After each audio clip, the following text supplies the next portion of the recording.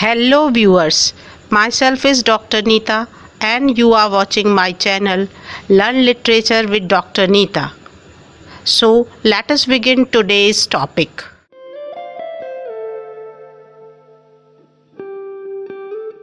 Hello dear students, आज जानेंगे cacophony के बारे में।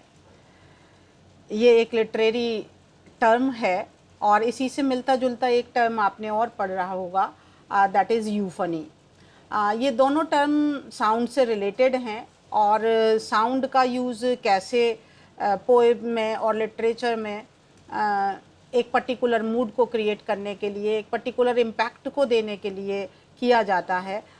यूफनी और कैकोफनी उसी संदर्भ में यूज़ किए जाते हैं।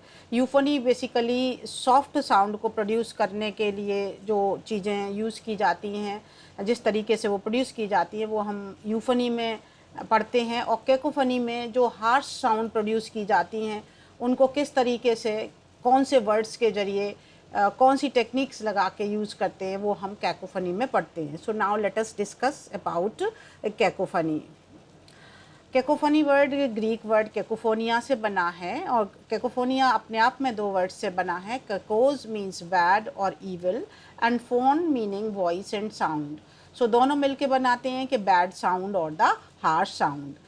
Cacophony is used as a tool that helps writers and poets to amplify the intensity of uncomfortable or harsh scenario.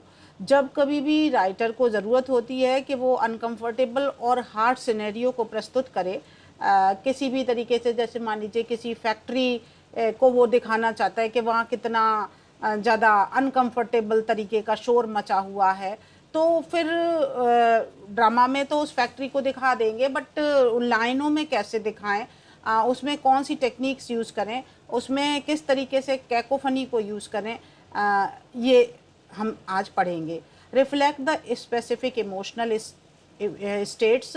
और कैकोफनी उस टूल की तरह यूज़ की जाती है जो पर्टिकुलर इमोशनल स्टेट को प्रोड्यूस करने के लिए ज़रूरी है। It is also helpful in creating atmosphere and enhancing the impact of the seen through the use of the sound. Sound के ज़रिए किस तरीके से उस मूड को क्रिएट किया जा सकता है और उस सीन के प्रभाव को बढ़ाया जा सकता है, कैकोफनी उसमें यूज़ की जाती है। It is opposite to euphony. मैंने आपको पहले भी बताया यूफनी होती है which is concern with creating harmonious और soft sound, and cacophony is use to create harsh sound. तो ये एक बात जानने की बहुत ज़्यादा ज़रूरत है कि फिर हार्श और सॉफ्ट साउंड्स क्या होती हैं और किस तरीके से।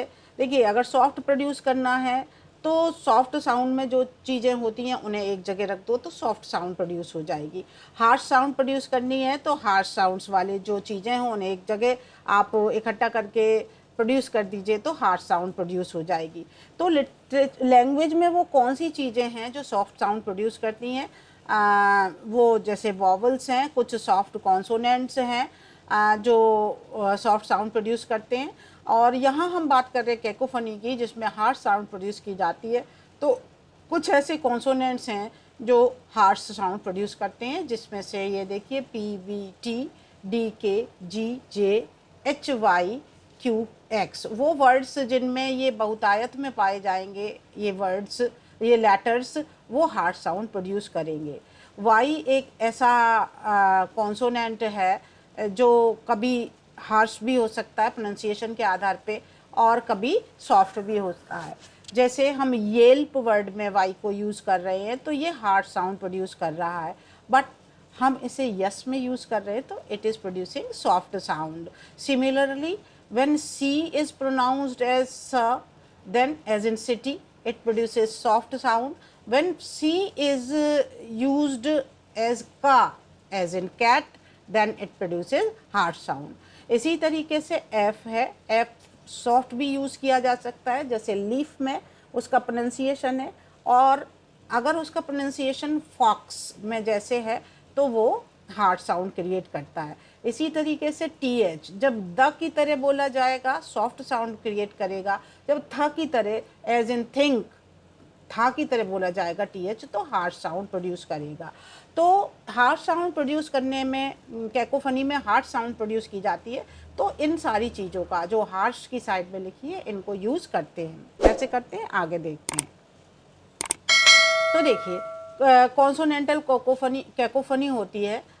कुछ कॉन्सोनेंट्स हैं जो मैंने आपको पीछे भी बताए, and the consonant blends like च, श, T, C, H, those have an explosive और पॉपिंग साउंड व्हेन स्पोकन। जब बोलते हैं तो पॉपिंग साउंड निकलती है। इसमें ये जो एस है वो बहुत ही स्पेसिफिक केस में होता है। एस बेसिकली सॉफ्ट साउंड में आता है, लेकिन अगर ये किसी पॉपिंग उसके साथ यूज़ कर देते हैं तब बस ये वो बनाता है, कैकोफोनिक इम्पैक्ट देता है। The writer uses them according to his need. Vowel cacophony, मैंने आपको पिछली स्लाइड में बताया कि वॉवल्स अधिकांश बार सॉफ्ट साउंड प्रोड्यूस करते हैं, लेकिन कई बार जब वो इन फ्रेम्स में रख दिए जाते हैं, जैसे कि ये इची, यू, आउच, ओफ, तो फिर वो कैकोफोनिक इम्पैक्ट देने लगते हैं। अब कई बार क्या होता है कि कुछ वर्ड्स हैं जो रिपीट किए जाएं तो दे क्रिएट ए डिस्कम्फर्ट। उन्हें सुन के आदमी डिस्कम्फर्ट में आता है, और भले उसमें रिद्म राइम होती है, रिदमिक तरीके से वो रिपीट किए जाते हैं, तब भी वो थोड़ी अनईजीनेस क्रिएट करते हैं। और ऐसी जो जब यूज़ करता है कोई राइटर अपने में, तो रीडर डेफिनेटली उन्हें सुन के अनईजी महसूस करता है। इस चीज़ को रिपीटिटिव कैकोफनी कहते हैं, जैसे bubble bubble bubble, titter tatter totter. ये जो हैं ये रिपीटिटिव कैकोफनी के एग्जाम्पल्स हैं। Similarly there is onomatopoeic cacophony. इसमें क्या होता है, कुछ वर्ड्स होते हैं, जैसे मान लीजिए आप ब्रेक लगा रहे तो उसमें स्क्रीच की आवाज़ आई। आप कभी जो मेटल की लेग्स वाली टेबल है उसे खिसकाते हैं तो एक अजीब किस्म की साउंड निकलती है, स्क्रीचिंग वाली, और जो अच्छी नहीं लगती। So these are the examples of onomatopoeic cacophony. Now, in everyday life, we can also see certain examples of cacophony. For example, the blaring of car horns. Horns की, आप कभी शोरगुल में जाएं तो हॉर्न्स की जो आवाज़ है चारों तरफ से बजने वाली, वो कभी अच्छी नहीं लगती। तो आप डेली लाइफ में ये कैकोफनी का एग्जांपल देख सकते हो। इसी तरीके से स्क्रीचिंग ऑफ ब्रेक्स, आप बाइक पे जा रहे हो, ब्रेक लगाते हैं तो वो स्क्रीचिंग साउंड क्रिएट करता है। इसी तरीके से फैक्ट्री में रोरिंग ऑफ इंजन्स, ये सारी कैकोफोनिक साउंड्स हैं। ये तो हमारी एवरीडे लाइफ में है, लेकिन अब हमें देखना है कि हम लिटरेचर में कैसे देखें इन कैकोफनी को। तो आप देखिए, for in the example, this example is from the line is from Edgar Allan Poe's poem The Bells. How they clang and clash and roar. Now, once again listen. They clang and clash and roar. Now, the use of the harsh and repetitive sound. These are the harsh sound. Clang and clash and roar. And they are repeatedly used. And that is why it is the example of cacophony. The bells are clanging together, and they are clashing and roaring. It is creating a beautiful or vivid auditory image. Another example I have taken from Shakespeare's Macbeth. This is a famous speech. Out, damn despot, out I say, 1, 2. Why then it is time to do it. Hell is murky. Fie, my lord, fie. Repetition. Fie, my lord, fie. A soldier and afraid. What need we fear? Who knows it when none can call our power to account? Yet who would have thought the old man to have had so much blood in him? So here, now see the repetition of these vowels like, these consonants like D, T and K. They are repeatedly used in these lines, and they usually produce the harsh sound. Similarly, spot, power, blood. In these words, the P and B sounds are plosive. They are explosive kind of spot, power, blood. So pa and ba sounds are plosive and they are also creating the explosive effect and which enhances the cacophony of these lines.